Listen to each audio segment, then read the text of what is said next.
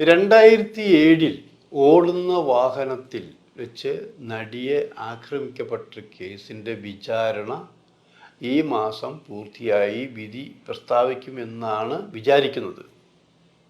അങ്ങനെയെങ്കിൽ ഈ കേസിലെ 8ാം പ്രതിയായ ദിലീപിൻ്റെ വിധി എന്തായിരിക്കും? അതേക്കുറിച്ചാണ് ഇന്നത്തെ വീഡിയോ. ഫിലിം പ്ലസിലേക്ക് എല്ലാവർക്കും സ്വാഗതം.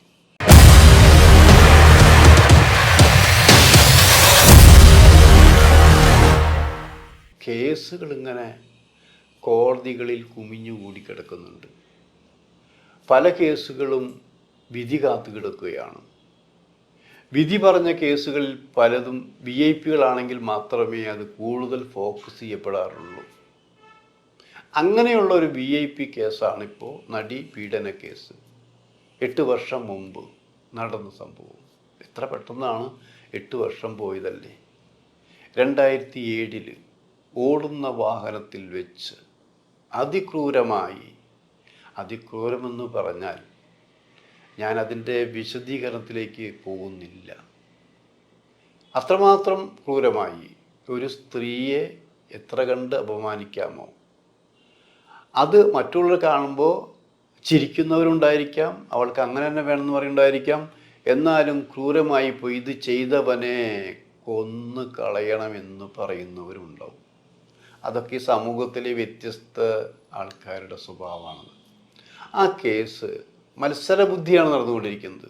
നമ്മൾ ആ കേസിൻ്റെ തുടക്കം മുതൽ ഉള്ള ആൾക്കാരാണ് ഞങ്ങൾ. അന്ന് നമുക്ക് പറയാനുണ്ടായിരുന്നത്, നമുക്ക് നിൽക്കാനുള്ള സത്യത്തിൻ്റെ ഭാഗത്താണ്. സത്യമെന്ന് പറഞ്ഞാൽ കോടതി വിധി വരുന്നത് വരെയുള്ള സത്യമല്ല.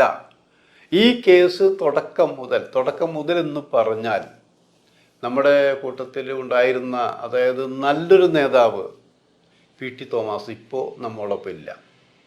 ആ PT തോമസ് ഇടപെട്ടില്ലായിരുന്നെങ്കിൽ ഇങ്ങനൊരു കേസിനെ കുറിച്ച് ഇത്രയും കാലമായിട്ട് നമ്മൾ ചർച്ച ചെയ്യുകയോ ഇതിൻ്റെ മറ്റു കാര്യങ്ങളിലേക്ക് പോകുകയോ ചെയ്യായിരുന്നില്ല.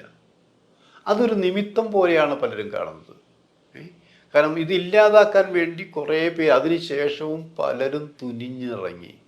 അവിടെയൊക്കെ പരാജയപ്പെട്ടു.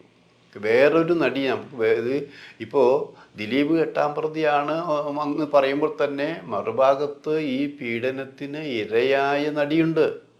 ആ നടിയുടെ മനോധൈര്യത്തെക്കുറിച്ച് നമുക്ക് പറയാതിരിക്കാൻ വയ്യ. തകർന്നു പോകുമെന്ന് വിചാരിച്ച ഘട്ടത്തിൽ കുടുംബ ബന്ധങ്ങളില്ല തകർക്കാൻ ശ്രമിക്കുമ്പോൾ, വിവാഹം വരെ തകർക്കാൻ ശ്രമിച്ചിട്ട് പോലും ഒരു ഫീനിക്സ് പക്ഷിയെപ്പോലെ ഉയർത്തെണീറ്റ് വരാൻ ആ നടിക്ക് കഴിഞ്ഞു എന്നുള്ളതാണ്. ഫൈറ്റ് ചെയ്യാൻ, എനിക്ക് ഇങ്ങനെ സംഭവിച്ചു എന്ന് തുറന്നു പറയാൻ യാതൊരു മടിയും ആ സഹോദരി മടി കാണിച്ചില്ല. പോകുകയാണ് പുറകെ.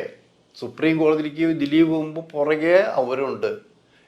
നമ്മളത് കണ്ടുകൊണ്ട് ഒരു സിനിമ കാണുന്ന പോലെയാണ് നമ്മൾ കണ്ടുകൊണ്ടിരിക്കുന്നത്. നമ്മൾ പലപ്പോഴും ചോദിക്കാറുണ്ട്, എന്തിനാണ് ദിലീപ് ഇങ്ങനെ എപ്പോഴും സുപ്രീം കോടതി കയറി ഇറങ്ങുന്നുള്ളത്? ആ കേസ് വലുതാക്കാൻ കാരണം പ്രമുഖ ദിലീപ് തന്നെയാണ്. വെറുതെ അല്ല, ഓരോ പോക്കിനും കണ്ടമാനം കാശും കൊടുക്കണം. കാശ് കൊടുക്കണേക്കാൾ ഉപരിയായിട്ട് എന്തെല്ലാം നിഷേധിച്ചുവോ, ഞാനത് കണ്ടില്ല, ഞാനത് ചെയ്തില്ല എന്ന് പല പ്രാവശ്യം പറഞ്ഞ് അവസാനം ഞാനത് കണ്ടു, ഞാനത് ചെയ്തു എന്ന രീതിയിലേക്ക് തെളിവുകൾ ദിലീപിന് എതിരായി വന്നു എന്നുള്ളതാണത്. അതിൻ്റെ പ്രധാന കാരണം ഇപ്പോൾ ആദ്യത്തെ വന്ന പേര് മഞ്ജു വാര്യർ, അദ്ദേഹത്തിൻ്റെ ആദ്യത്തെ ഭാര്യയായ മഞ്ജു വാര്യരാണ് കാരണക്കാരിയാണ്, അവരുടെ ടീമാണ് ഈ കേസ് ഇത്രയും ഉന്നതിയിൽ എത്തിച്ചത് എന്ന് പറഞ്ഞ് പരത്തുമ്പോൾ തന്നെ പിന്നീടൊരു ഘട്ടത്തിൽ അവർ നിശബ്ദയാകുകയും അങ്ങനെ ഒരു അനുകൂലമായ നിലപാടിലേക്ക് ഈ കേസ് പോകും, വിധിയും ദിലീപിന് വലിയ ശിക്ഷ കൊടുക്കാതെ ഊരിപ്പോരാൻ കഴിയും എന്ന് തോന്നിപ്പിച്ചൊരു ഘട്ടത്തിലാണ് സംവിധായകനായ ബാലചന്ദ്രകുമാർ തെളിവുകൾ സഹിതം വന്നത്. ആ തെളിവുകൾ ചോദ്യം ചെയ്യാൻ പറ്റാത്ത രീതിയിലായിരുന്നു. കൂടെ നടന്നുകൊണ്ട് കണ്ട് അനുഭവിച്ച എല്ലാ തെളിവുകളും വോയിസ് റെക്കോർഡ് അടക്കം സമർപ്പിച്ചപ്പോഴാണ് ഇത് കുടുങ്ങിപ്പോയല്ലോ എന്ന് മനസ്സിലായത്. അതിനെതിരെയും ദിലീപ് കോടതികളിലേക്ക് പോയി. പിന്നെ നമ്മൾ കാണുന്നത് ബാലേന്ദ്രകുമാർ അസുഖം പിടിപെട്ട് നമ്മളിൽ നിന്നൊക്കെ മാറി. ബാലേന്ദ്രകുമാർ ഇപ്പോൾ ഇല്ലെങ്കിലും അദ്ദേഹം കൊണ്ടുവന്ന തെളിവുകൾ, വാർത്തകൾ എല്ലാം ശക്തമായി നിലനിൽക്കുന്നുണ്ട്. അങ്ങനെ പോയി കഴിഞ്ഞാൽ ഇയാളില്ലല്ലോ, ഇനി കൂടുതലൊന്നും വരില്ലല്ലോ എന്ന് ആശ്വസിച്ച് നിൽക്കുന്ന സമയത്താണ് പൾസർ സുനി രംഗത്ത് വന്നിരിക്കുന്നത്. എല്ലാം തുറന്ന് പറഞ്ഞുകൊണ്ട് എന്തൊക്കെ മുമ്പ് ദിലീപ് നിഷേധിച്ചോ അതെല്ലാം അങ്ങനെയല്ല, ഇങ്ങനെയാണ്, എനിക്ക് ഈ കേസിൽ ഇത്ര കോടി രൂപ വാഗ്ദാനം ചെയ്തു, ഇത്ര തന്നു, ഇനി ഇത്ര കിട്ടാനുണ്ട് എന്ന് പറഞ്ഞുള്ള കുറേ കാര്യങ്ങൾ തെളിവ് സഹിതമാണ് കൊടുത്തിരിക്കുന്നത്. അതും ഈ കേസിൻ്റെ വേറൊരു വഴിത്തിരിവാകുമെന്നാണ് പറയുന്നത്. ഇതൊക്കെ പറയുമ്പോഴും ഇപ്പം ഞാനും ഇതുപോലെ പറയുമ്പോഴും ഈ കോടതിയാണ് എന്ത് വേണമെന്ന് തീരുമാനിക്കേണ്ടത്. നമുക്ക് മുന്നിൽ കുറേ ശരികളും തോന്നലുകളും ഉണ്ടെങ്കിലും കോടതിക്ക് അത് തോന്നുന്നുണ്ടെങ്കിൽ തെളിവുകളുടെ അടിസ്ഥാനത്തിലാണ്. കോടതി നോക്കുന്നത് കോടതിയുടെ മുന്നിൽ വന്നിരിക്കുന്ന തെളിവുകളാണ്. ആ തെളിവുകളുടെ അടിസ്ഥാനത്തിൽ മാത്രമേ കോടതിക്കും വിധി പ്രസ്താവിക്കാൻ പറ്റൂ.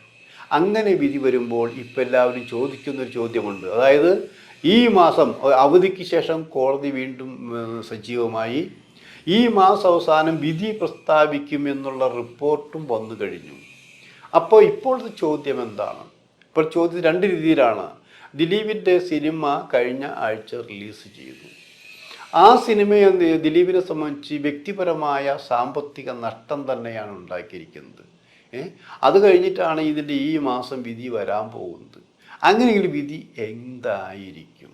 ദിലീപിനെ വെറുതെ വിടുമോ അതോ ശിക്ഷിക്കുമോ? ശിക്ഷിക്കുകയാണെങ്കിൽ ഏത് തരത്തിലുള്ള ശിക്ഷയായിരിക്കും കൊടുക്കുക? ഇത്തരം ചർച്ചകളാണ് നടന്നുകൊണ്ടിരിക്കുന്നത്. ഞങ്ങൾ പല നിയമജ്ഞന്മാരും വക്കീലുമാരുമായിട്ടൊക്കെ ബന്ധപ്പെട്ടു.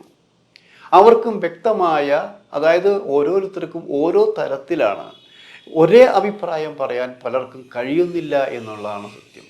അപ്പോൾ നിയമം ഒരേപോലെയാണ് പഠിച്ചതെങ്കിലും നിയമത്തിൻ്റെ വ്യാഖ്യാനങ്ങൾ പല രീതിയിലാണ് കോടതിയിൽ വന്നിരിക്കുന്നത്. അപ്പോൾ ആകെ കൺഫ്യൂഷനാണ്. കൺഫ്യൂഷൻ ആകുമ്പോൾ തന്നെ ചോദിക്കുന്ന ചോദ്യങ്ങളുണ്ട്. ഇത്രയൊക്കെ ചെയ്തിട്ട്, ഇതിനൊക്കെ തെളിവുണ്ടായിട്ട് അങ്ങനെ ദിലീപിന് ഊരിപ്പോരാൻ പറ്റുമോ?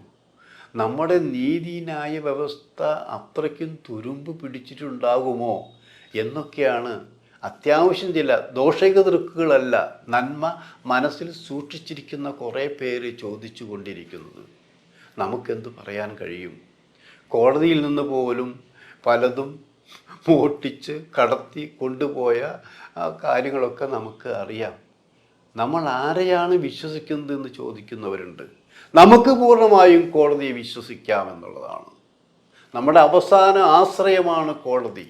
അവിടെ നീതിമാന്മാരായ വിധികർത്താക്കൾ കുറേ പേരുണ്ട്, ഉണ്ടായിട്ടുണ്ട്, ഇനിയും ഉണ്ടാവുകയും ചെയ്യും. അങ്ങനെ വരുമ്പോൾ വ്യക്തമായ തെളിവുകളുടെ അടിസ്ഥാനത്തിൽ വിധി പ്രസ്താവിക്കും. ആ വിധി ദിലീപിന് അനുകൂലമാകുമോ പ്രതികൂലമാകുമോ? ദിലീപ് ജയിലിലേക്ക് പോകുമോ അതോ അഭിനയിക്കാൻ ക്യാമറയ്ക്ക് മുന്നിലേക്ക് പോകുന്നു? ഈ ചോദ്യമാണ് ഇപ്പോൾ ചോദിച്ചു കൊണ്ടിരിക്കുന്നത്. ഞങ്ങളിപ്പോഴും പറയുന്നു, നമുക്ക് നമ്മുടെ പക്ഷം ശരിയുടെ പക്ഷമാണ്, കോടതിക്ക് തെളിവുകളുടെ പക്ഷമാണ്.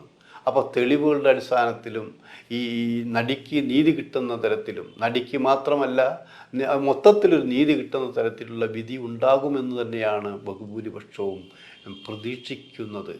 എങ്ങനെയായി രണ്ടായി വിധി എന്തായാലും ആരെങ്കിലും ഒരു കൂട്ടർ വീണ്ടും മുകളിലെ കോടതിയിലേക്ക് പോകും എന്നുള്ള കാര്യത്തിൽ യാതൊരു സംശയവുമില്ല. അതും നമുക്ക് കാത്തിരുന്ന് കാണാം.